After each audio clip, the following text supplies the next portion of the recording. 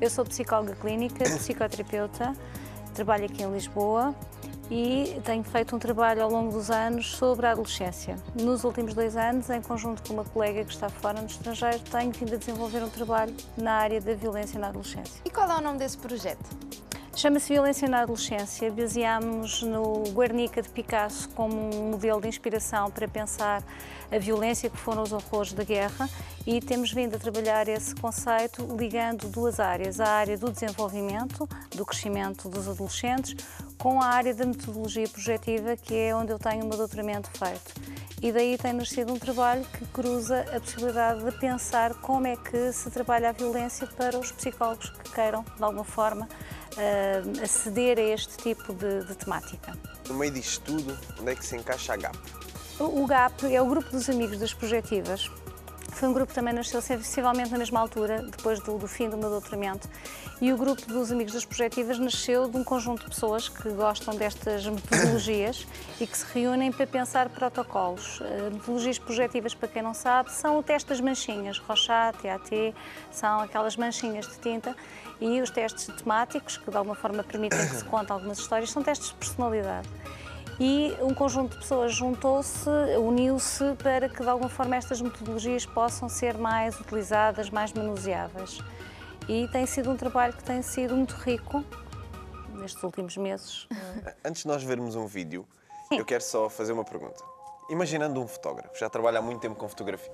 Sim. Ele no início tinha um tipo de câmara, que aquilo até mandava um flash, tinha que estar todo tapado, aquilo era... E hoje em dia já se teve que adaptar para ter outros. Sim. Da mesma forma é os jovens. Antigamente você tinha que trabalhar de uma forma diferente, trabalha hoje.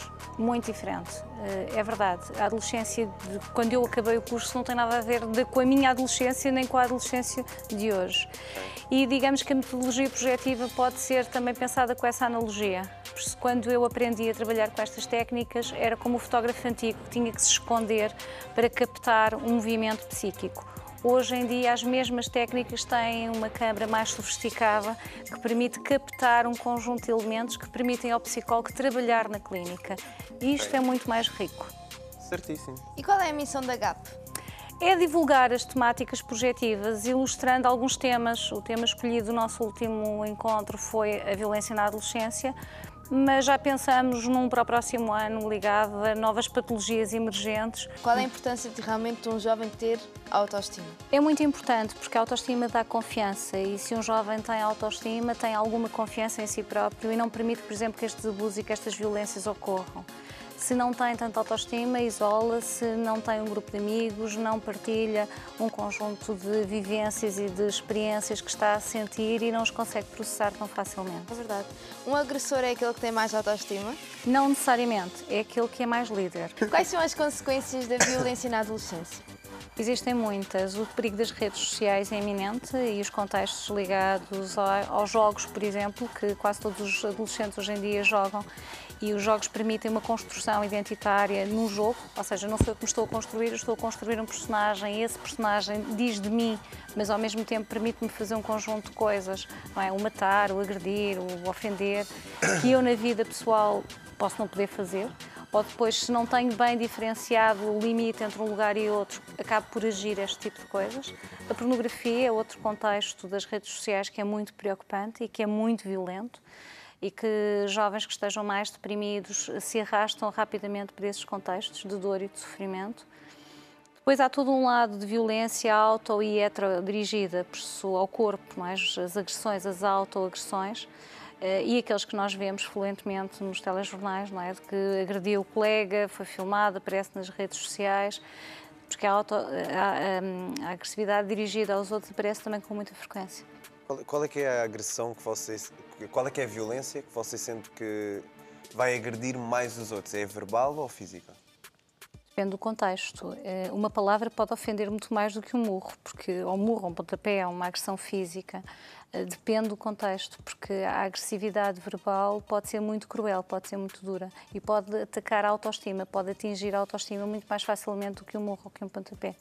E será que é possível, por exemplo, uma pessoa que namora prever que vai sofrer de violência no namoro, por exemplo? Ou até prevenir que isso aconteça? Como é que consegue fazer? Nós, psicólogos, conseguimos pensar porque há um padrão mais ou menos comum nas dinâmicas relacionais, já familiares, e que de alguma forma se vão repetir na violência do namoro. Por isso já há normalmente um padrão de dependência, de permissividade, de controlo, e que de alguma forma no princípio parece como se não fosse nada e como se aquilo fosse muito normal e que depois se vai agudizando com o avançar da relação. Por isso é uma questão de a pessoa estar atenta. E novamente à volta, a família, os amigos, alertarem. Ok. Estamos a meio da nossa conversa, mas eu queria que você já dissesse os seus pontos de contacto. Alguém que está lá em casa e até pode sair agora do programa ou não sei se tem mais tempo até para poder ver ou chegou agora e esteja interessado até em falar consigo. Olha, eu sofro disto, eu passo isto no meu namoro, passo isto no meu casamento, gostava de saber como é que me pode ajudar. Consegue dizer os seus pontos de contacto? Sim, o Grupo dos Amigos das Projetivas tem um mail próprio, que é grupodosamigosdasprojetivas@gmail.com, que normalmente sou eu que respondo a esse e-mail.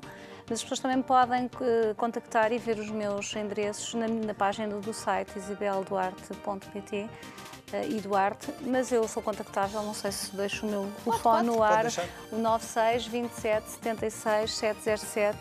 Costumo ter o telefone em silêncio quase todo o dia, mas respondo sempre às mensagens, aos contactos que me fazem. Eu normalmente devolvo sempre a chamada ou respondo à mensagem. Sou fácil de encontrar. E às vezes há aquele caso de eu conheço um amigo que sofre realmente violência. Como é que eu posso ajudar esse meu amigo? Às vezes há a própria pessoa que diz eu conheço um amigo, mas às vezes eu não estou a perguntar do amigo, eu estou a perguntar de mim. É mais fácil perguntar do amigo. É que eu não estou a aguentar mais. Às vezes a melhor forma é de facto dizer, olha, eu gosto de ti e não quero que isso te aconteça. Não sou eu. Só se for por ti. Às vezes a melhor forma é mesmo dizer, olha, eu gosto de ti e não gosto de ver assim. Se precisares, eu estou aqui. Porque às vezes os amigos só precisam de sentir que estamos lá. Não precisam de mais nada. Mas juntar-se para a pancada, isso nunca. Não a gente vai lá, vamos lá todos. Isso não resolve. Isso não é amizade, exatamente. Isso não resolve. Se vai alimentar uma guerra que é como uma semente, se vai crescendo. Sim. E quando, de facto, há uma relação de confiança entre pais e filhos, os filhos, de facto, contam as coisas e não é preciso as palmadas, não é preciso bater para se resolverem as situações. Okay. Uma palavra firme é mais importante do que uma palmada. Não? A firmeza, a confiança. E até os pais porem em prática aquilo que falam, não é? Sim. Olha, tu não podes fazer isto, mas depois o pai faz. Isso não é bom. Não tem, ele tem que ser firme nas palavras, não é? Não é bom exemplo. Mas, por exemplo, agora temos casos de crianças que, pronto, portaram-se mal, o pai dá uma palmada. Eu vou ligar para a GNR, porque tu não me tens que bater. Então anda cá. Agora lembra mais. Aquilo que eu assisto muitas vezes é que os pais estão muito perdidos na forma como às vezes educam os filhos. E que, de alguma forma, então com crianças isto acontece muito. E quando nós vemos um problema num adolescente, as coisas já lá estavam com indicações desde a infância, não começaram na adolescência, até porque na adolescência resolve-se tudo o que não ficou resolvido na infância. Por isso, as coisas já lá estavam de trás. E o que é importante é ir ensinando as famílias, os pais, as pessoas que estão à nossa volta a lidar com situações destas. Não é preciso estar a bater, pode-se educar pela palavra, pode-se ensinar, pode-se explicar. Há movimentos destes junto das escolas, há projetos destes a decorrer em centros de saúde, em hospital, por isso é importante que as famílias também se motivem e que se envolvam. Há palavras mais pesadas que mãos. Uhum. Não é muito mais do que palmadas. Exatamente. Sim. E os limites são um problema da nossa sociedade atual e é importante em vários contextos, como estes que acabei de enumerar, que possam ser pensados. Não é? O que é certo, o que é errado, como é que se chega às crianças primeiro e depois mais tarde aos adolescentes, aos jovens. E agora, como nós também falámos há pouco, a tecnologia tem o seu lado positivo e o seu lado negativo, não é? E agora os pais às vezes levam a metodologia do ele está ali no computador, está bem, eu agora estou ocupado, tenho que trabalhar e tudo mais, mas ele está ocupado e depois aquela criança tem reações, tem comportamentos fora do normal, ou seja, é agressivo, não quer saber de nada, não é? E os pais, lá está, desde pequenino é que se torce o pepino, é assim que se diz. Eu acho que é muito importante os pais saberem o que é que os filhos estão a fazer nos computadores. Até podem estar ali, estarem por perto, mas é muito importante os pais saberem com quem é que eles estão a conversar, com quem é que eles estão a jogar, a que sites é que eles acedem, a que vídeos é que eles vão e o que é que eles vão ver no YouTube, lá nos que seguidores de youtubers é que eles têm. De facto, é muito importante. Okay. Violência psicológica na escola. Sim. faz com que muitos alunos até peçam aos pais para ficar em casa, porque acontece isto na escola, acontece aquilo, tem muitos mesmo, e eu conheço vários. Como é que se consegue lidar com isso? Como é que se consegue até resolver? Tem que se falar com as pessoas que fazem essa agressão? Não tem? Eu não tenho essa política. Eu normalmente não vou falar com a escola, muito poucas vezes tive que me dirigir às escolas. Falo às vezes com alguns diretores de turma, com o psicólogo da escola quando há. Eu normalmente não me dirijo ao lugar.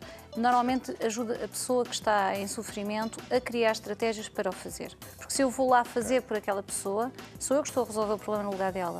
E ela não está a ganhar os recursos necessários para resolver, o que vai implicar... A ferida não sara, não é? Exatamente, a ferida não sara e fica dependente de que, noutra situação que tenha dificuldades outra vez, lá tem que ir a psicóloga resolver no lugar dela. Isso não é saudável. Em vez de se promover a autonomia, está-se a promover justamente o contrário disso. Isso não é saudável. Mas é possível, de facto, ajudar a pessoa. Se a pessoa identifica aquilo que a está a bloquear de ir à escola, isso desmonta-se. O bom que eu acho nos psicólogos, em geral, é que eles não fazem tarefa de advogado. Se tiverem que ajudar em alguma coisa, vão lá para defender, mas eles Sim. fazem com que a pessoa seja o seu próprio advogado, a sua Exatamente. própria defesa, não é? Exatamente. Criam raízes para isso.